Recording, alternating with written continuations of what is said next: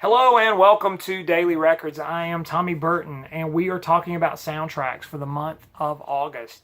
And today we are going to talk about the soundtrack to a movie that if you grew up in the 80s and you had HBO, you saw this movie and you saw it multiple times. The soundtrack to the film Eddie and the Cruisers. Now, the film Eddie and the Cruisers is a 1983 film directed by Martin Davidson. It was based on a novel, and basically it's about a TV reporter played by Ellen Barkin, and she's talking about this disappearance of this guy, Eddie, played by Eddie Wilson, and he was played by Michael Farrar. Or Michael Paré, excuse me. And the movie's told largely in flashbacks. And the band is sort of this, maybe an early version of Bruce Springsteen, kind of a early 60s rock and roll kind of thing. But they kind of were experimenting a little bit and going into some different stuff. And they were recording this album, Season in Hell, that was rejected because it was too dark and weird.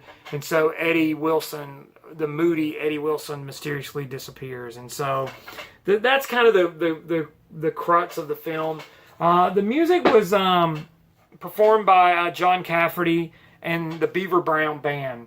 Now, the big song on here is On the Dark Side. You've heard it. Now, John Cafferty and the Beaver Brown Band, to me, is sort of a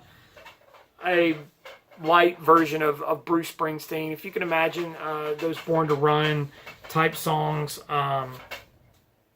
that's kind of the feel of it. Now, there's quite a bit of good period type stuff like Tender Years, Run Around Sue, Hang Up My Rock and Roll Shoes, some interesting stuff. And Betty Lou's Got a New Pair of Shoes. You get the gist. And then, of course, there's some of the Season in Hell stuff. Season in Hell, Fire Sweet, which is the weird music. Another comparison would be Dion and the Belmonts, maybe.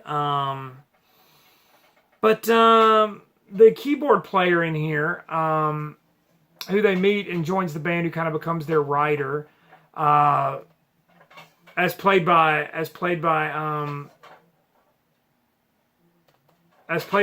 the one and only Tom Berenger. I don't know why I was drawing a blank on Tom Berenger. I'm looking at his picture right here. He kind of becomes their writer in the band, and kind of bringing in a little bit of maybe a little Doors type sound. So he kind of the combination of groups is probably Dion, the Doors, and Bruce Springsteen.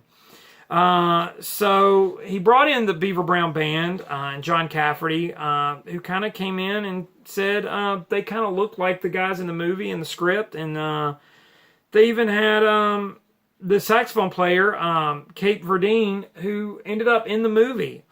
He was cast. But John Cafferty was hired to do the soundtrack, and he did a great job.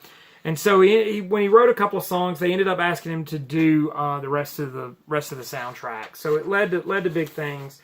And of course, The Dark Side was a big hit. Now, the movie itself didn't do anything when it was released in theaters. And the reason I brought up the HBO thing, because it went into heavy rotation in HBO in the mid-'80s, and the movie found a second life. So much so that it inspired a sequel that came out, I think, around 88 or 89.